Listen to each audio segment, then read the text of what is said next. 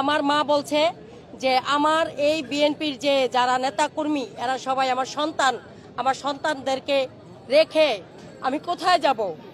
আমার তো দেশ এইটা, আমার তো কোথাও যাওয়ার জায়গা নাই। এই যে এই স্বৈরাচার শেখ হাসিনা সারা বিশ্বের ভিতরে চারিদিকে বাড়িঘর বানায় রাখছে, বাড়িঘর ওদের যাওয়ার জায়গা আছে।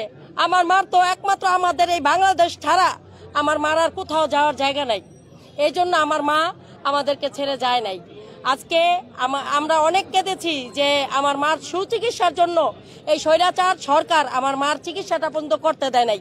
আমার মাকে অর্ধেক মেরে ফেলেছে। আপনারা মনে হয় অনেক দেখছেন যে আমি নিজে কাফন পরে কান্না করেছিলাম যে আমার মা মৃত্যু সজ্জায়।